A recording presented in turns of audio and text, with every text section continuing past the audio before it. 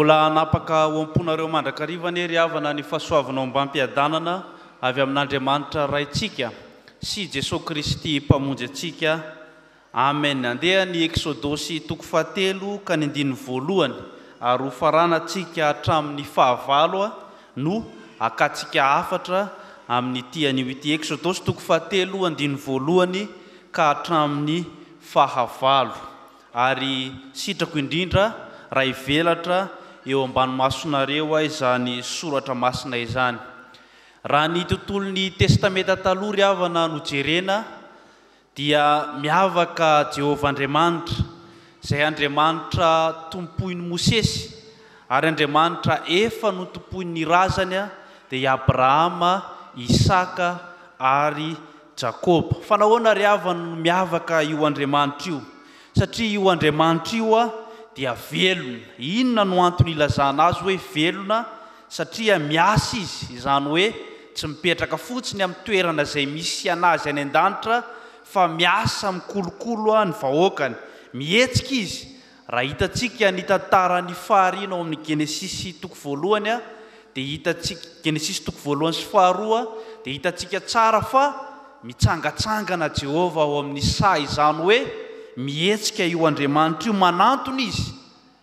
Izany hoe tsy mipetraka miaraka amin'ilay miasa teo ihany, tsy mipetraka any amin'ny toerana misy ny seza fiandrianany, fa avy manantona ny mpanompony dia isika olombelona. Izany rehetra izany ry havana dia maneho fa te hifandray amin'ny olona mandrakariva io Andriamanitra io, ary Andriamanitra mifandray. Asehony Andriamanitra telo izay iray azy izy, izay Andriamanitra ray, zanaka ary fanahy masina. Ary izany fifandraisana lalina eo amin'izany Andriamanitra telo izay iray izany no asehony izao soratra masina izao hoe manantona antsika Andriamanitra, te hifandray amintsika Andriamanitra. Ary ny endrika izany fifandraisana izany no aseho eto izay afatra lehibe amin'ity soratra masina ity dia hoe miseho amintsika Andriamanitra, miseho amintsika Andriamanitra. Ary ahoana ary ny ilazana raha miseho amintsika Andriamanitra? Dia ny voalohany ry havana, ny fomba fanehoan'Andriamanitra fa miseho izy dia ny voalohany hoe miantso izy. Ny voalohany amin'izany hoe miseho Andriamanitra dia ny voalohany hoe miantso izy. Ny fomba fiantsoan'Andriamanitra ry havana araka ny hita eto amin'ity perikopa ity dia misarika izy amin'ny zava-mahagaga. Afo sy roy memo no asehon'ny soratra masina eto. Ary ilay anjely izay ilazana an'Andriamanitra, Jehovah Andriamanitra ihany, araka ny hitany amin'ny Genesisy toko 9 dia ilazana ny olo hoe Andriamanitra miantso io. Mosesy eto ry havana dia tany fiandrasan'omby, ary tsy tao amin'ny drafotro Mosesy mihitsy no hoe seho amin'Andriamanitra na hoe ho antson'Andriamanitra, fa tany amin'ny asa mandrara izay nametrahan'Andriamanitra azy izy no sehony zany Andriamanitra izany. Eo amin'ny fiainantsika ry havana, eo amin'ny fiainana andavanandrotsika dia indraindray tsy tsapantsika hoe miantso antsika io Andriamanitra io. Indraindray isika any am-pandehanana any amin'ny asa mandrara misy antsika any dia miantso miteny io Andriamanitra velona io. Mety amin'ny alalan'ny toriteny izay enonao isaky ny alahady na enonao isan'andro rehefa misy fahitalavitra na amin'ny tambajotra serasera. Mety amin'ny alalan'ny taratasy no iantson'Andriamanitra, mety amin'ny alalan'ny feo na fifampiresahana amin'olona anankiray no anehoanao na hoe ahenonao izany Andriamanitra miantso izany. Fa misarika ny fo sy ny sainao izy, misarika ny sainao hitodika amaly izany antson'Andriamanitra izany. Fa ao anatin'izany antson'Andriamanitra izany ankory havana dia hitantsika tsara fa ny olona rehetra dia manana ny fanomezam-pahasoavana avy izay nomen'Andriamanitra. Ohatra amin'izany ry havana, i Mosesy eto izay hita amin'ny anarany, raha anaran'izany Mosesy izany no jerena ny teny fototra dia ny dikany hoe manatsoaka, izany hoe avy amin'ny toerana ray tsoahana, na hoe manala, avy amin'ny toerana ray manala, na hoe manafaka. Ary izay indrindra ry havana ny fanomezam-pahasoavana azon'ny Mosesy dia hanafaka ny zanak'Israely amin'ny fanandevozana. Hitantsika eto amin'ity soratra masina ity, ary hitantsika amin'ny tantaran'i Mosesy mihitsy hoe nijaly ny zanak'Israely ka mila izany fanafahana izany, mila izany fanavotana izany.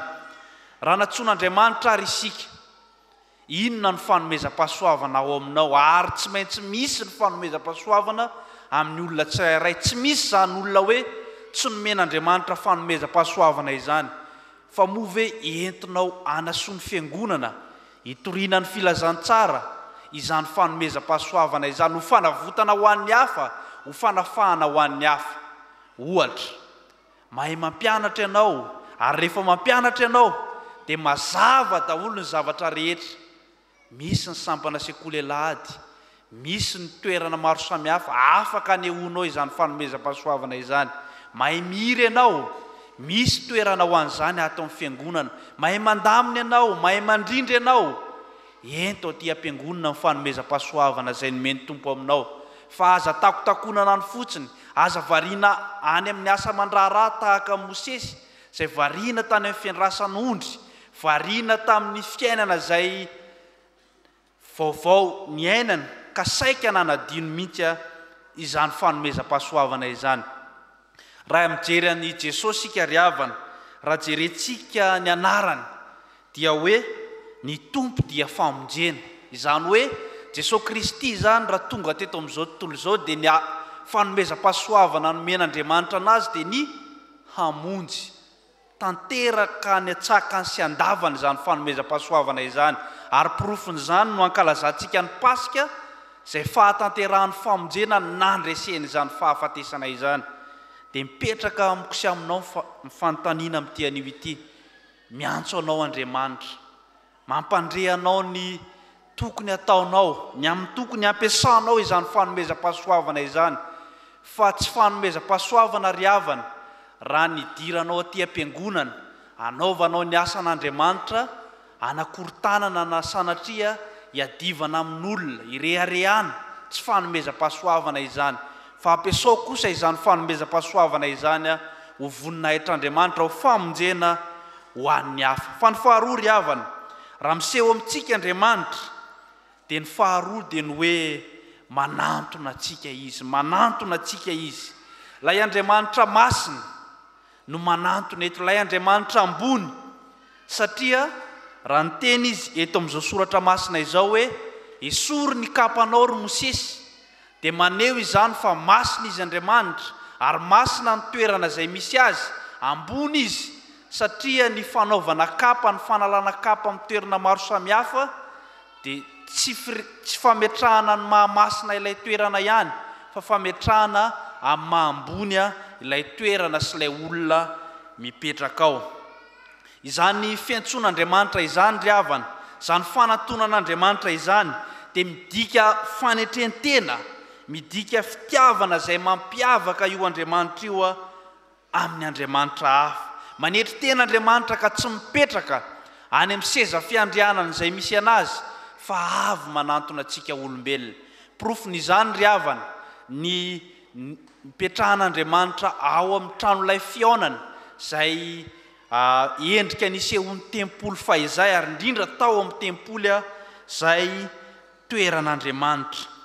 Fa raha mijery Andriamanitra hafa isika ao amin'ny testamenta taloha, izany bala izany, izany Andriamanitra bala izany, izay Andriamanitra ny fahavokarana, dia isaky ny amboly ihany ny olona vao mamoaka azy. Izany hoe rehefa amboly na misy zavatra atao dia avoaka ao anaty tiroara io Andriamanitra io, dia iny ny ivavahana mba havokatra ny tany. Fa ny Andriamanitra ivavahantsika kosa ry havana dia Andriamanitra velona, ka manantona antsika, momba antsika, miaraka amintsika mandrakariva eo amin'ny fiainantsika manontolo. Raha mijery ny Jaona 1:4 tsika ry havana, ny amin'ny momba ny Jesosy, dia hoe Jesosy Kristy ilay Andriamanitra tonga olona, tonga nofo, ka nonona teto amintsika. Dia raha jerentsika io hoe nonona io dia misy noty kely eo ambony, dia hoe namelatra ny lainy. Inona ny dikan'izany? Io Andriamanitra Jesosy io tonga teto amin'izao tontolo izao dia nionona, niombona tamin'ny olona manontolo mihitsy, ka namelatra ny lainy, nanao izao tontolo izao ho fitoeran-tongony. Dia raha jerentsika ry havana eo amin'ny 7 amin'ity bokin'ny Eksodosy ity, dia nahita ny fahoriana tokoa Andriamanitra, na eny ny fitarainana, izany hoe Andriamanitra mahita, Andriamanitra maheno, Andriamanitra ivavahantsika io, ary Andriamanitra mahita ny alahelo ny vahoakany dia nidina izy, zany hoe tsy mipetraka tamin'ny seza fiandrianana izy fa nidina hamonjy ary nitondra ny zanak'Israely avy any Egipta hiakatra ho any tany Kanana. Zany hoe io Andriamanitra io dia mahita, mijery ary mitondra, manafaka antsika amin'ny mety ho fahoriana izay mianjady amintsika. Koa mahereza ry havana, inona no endrim-pahoriana izay mianjady aminao? Inona no endrika alahelo izay mianjady aminao? Tsarovy fa manantona anao io Andriamanitra io, ary avy izy ombanao, miara mizaka izany alahelo izany aminao, ary manafaka anao izy mampiakatra anao avy any amin'izany fanandevozana na endrika faharatsiana maro samihafa izany ho any amin'ny tany Kanana, izay tany soa, tondra-dronono sy tantely. Koa ho anao izay tsy mahatoky fa eo anilanao Andriamanitra, ho anao izay tsy mahatoky fa tena velona Jesosy hamonjy anao, misarika anao ny soratra masina hoe raiso izy tompo sy mpamonjy anao, ekeo izy hiara-ndeha aminao, satria izy no mitondra anao. Ny olona mitondra izany dia tsy hoe manalavitra anao na misy elanelana eo amin'ny sy ao aminao fa tena miompo-panatanteraka aminao izy. Nambara tamintsika ry havana tamin'ity anio ity fa miseho amintsika tokoa io Andriamanitra ivavahantsika io, miavaka tanteraka izy, satria miantso anao izy, miantso anao amin'ny fanompona, miantso anao ho anao ny asa, no fitaovam-panafahana ho an'ny hafa. Ary ny faharoa dia manantona anao izy, mijery ny fahorianao, mijery ny alahelonao ary miara mandeha aminao eo amin'ny fiainanao manontolo. Dia ho an'Andriamanitra irery ihany ry havana ny voninahitra, fa ny teniny, ny fampaherezany kosa dia ho amintsika tsirairay avy. Amen.